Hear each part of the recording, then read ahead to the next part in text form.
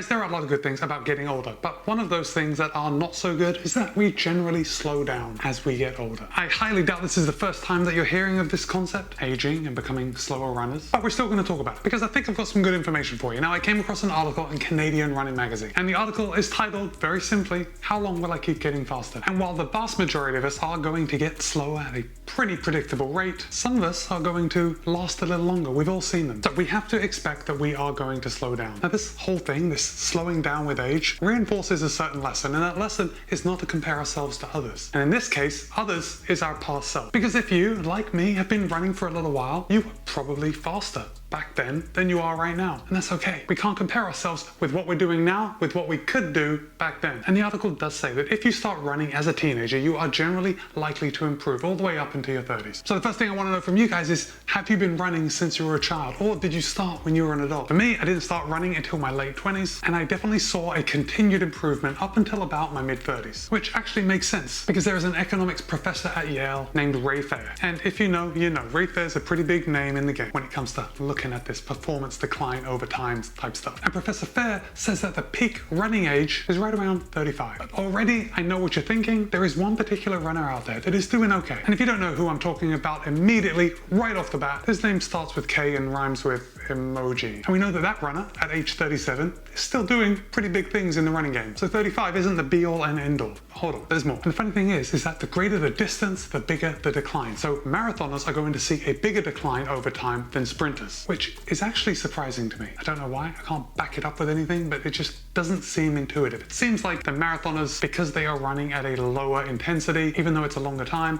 perhaps they would slow down slower. But no, Professor Fair has found that marathoners slow down more than sprinters. But what happens if you're getting started running later in life? Let's say you're not a teenager, you're just getting started, right? There's a lot of runners that got started during the pandemic, and let's just pull a number out of the air. Well, it's really not out of the air, it's in the article, but let's say you started running at 35. If you started running at 35, you could probably expect to see about 7 years of improvement, which I think is pretty exciting. 7 years is a long time. I mean, 7 years disappears in the blink of an eye, but if I could wave a magic wand and then have 7 years of improvement from now, I'd be pretty excited with that amount of time of getting better. And of course, this is going to vary wildly, and we are looking at this from a scientific perspective. So all results are not going to be the same. We are assuming that the training load, training volume, let's just say the training level, if that stays the same and everything else stays equal, we probably expect about 7 years of improvement. Oh guys, by the way, this is the weekly running and training vlog, where the main purpose of this video is for you to tell me about your week of running. I want to hear about successes. I definitely want to hear about those setbacks. So definitely drop a comment. Let me know how you did last week. Okay, so what actually declines as we get older? Well, it turns out that VO2 max is the primary thing that declines. Of course, there are other things that decline as we get older, but VO2 max is the primary metric that actually affects our performance. And your VO2 max actually measures the amount of oxygen that is available to your muscles at peak effort. So it makes sense because we do know that the body's ability to efficiently use oxygen while exercising peaks in our mid-30s, which actually ties nicely into that 35 being the peak marathon runner age. And this is because your maximum heart rate declines as we get older. Now look, I know I'm not telling you anything you don't already know, but hopefully we're tying some things that we already know together to just make you aware of what's coming, or to confirm what you've already seen in your own results. Now, of course, with a lower heart rate, a decreased ability for your muscles to use the oxygen available to them, our lactate threshold is also going to lower. But that's not surprising, right? It does make sense. If we have a lower heart rate, our lactate threshold is going to be lower than it was. It also turns out that running economy declines as we get older, which I really did find surprising. Because let's say you are a top-notch runner. You are 100% invested in doing the right training. You are doing your drills. You're doing a solid mix of easy runs and harder efforts. Basically, you are working on your running performance. You are working on your running economy. I would think that our running economy would be the one thing that would actually stay kind of level. But no, it declines. It declines with age. So our lactate threshold declines, our running economy declines, but those two things do not decline nearly as much as our VO2 max. So that's the biggest culprit in making our times a little lower. Oh, and of course there are a few other things. We do lose muscle mass as we get older, which clearly has an impact on our performance, and recovery takes longer. Now, let's say you are a runner over 45 and you've been running for a little while. I'd love to hear your experience with recovery.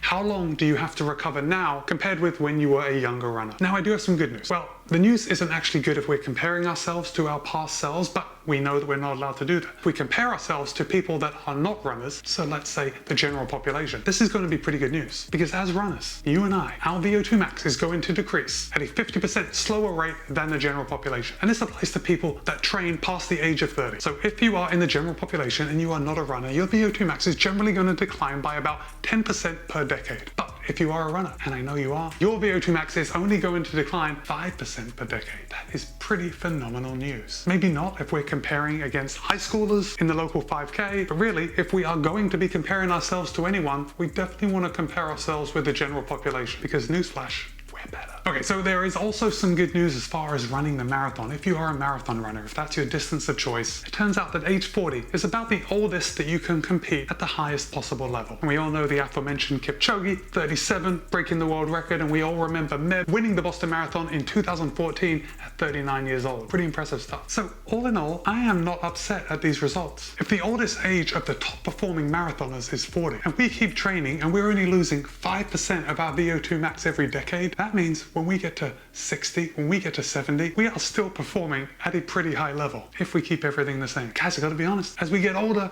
the number of runners out there decreases. So relatively speaking, if you want to be the best in your age group, just keep running, just keep putting in the miles and watch the other people drop off, and you will rise to the top because you are holding off that VO2 max decline by continuing to run. So even though I said it's not necessarily a positive thing that we get slower as we age, really, it's not that bad. I mean, it's just life, but there's no getting around it. There's no getting around. We get slower as we get older, but the fact that we are not declining as much as the regular population should encourage each of us to continue. But let's talk about continuing and what we can expect moving forward, because Professor Fair has a table, and I'm going to provide a link to that with the Canadian running article in the show notes below. But this table allows you to put in your fastest time and the age at which you made that fastest time, and it's across the board, any distance. And this table will calculate, based on your fastest time at a particular age, the amount of decline that you can expect to see over the next several decades. So I just put my fastest time when I was 40 years old at the Disney Marathon.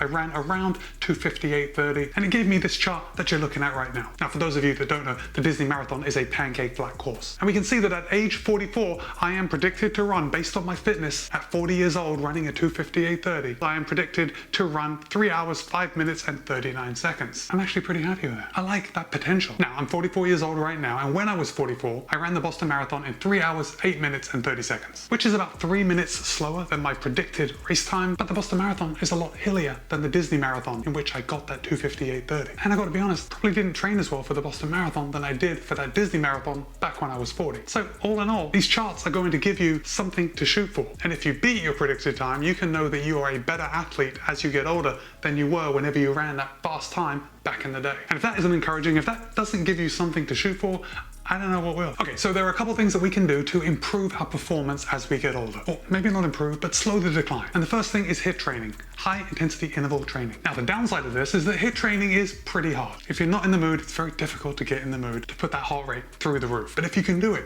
it's going to pay huge dividends. The HIIT training is the best way that you can maintain your VO2 max. But here's the thing, HIIT training also has a high prevalence of injury. So you don't want to do it too often. We do have to balance that. Injuries are not fun for anyone, so just try not to get injured. Be careful. There's also cross training. I am a huge fan of cross training. I know that my body can't stand up to the amount of running that I would ideally like to do, so cross training really fills that gap for me. I like riding my spin bike, and I love going on the elliptical, and I like doing weights. Well, I don't like doing weights, but I like what doing weights does for me. So I use the bike, the elliptical, and I lift weights in order to push back the clock. So guys, let me know what you do to fight back the decline that there is no possible way we are going to fight back. But perhaps we can just give it a little resistance for a little bit longer. Alright guys, I did have a great week of running. However, I am traveling this week, and I know that the Wi-Fi where I am is not going to be good enough for me to upload this video. So if you do want to see about my week of running, there's going to be a lot of treadmill miles this week. I welcome you to go over to Strava and check out my profile. I list every run I do, and the link to my Strava is in the show notes below. Guys, thanks for staying all the way to the end of the video. Don't forget to let me know about your week of running. I want to hear about your successes, and I want to hear about those setbacks. Be kind, be happy, run well. See you in a couple of days.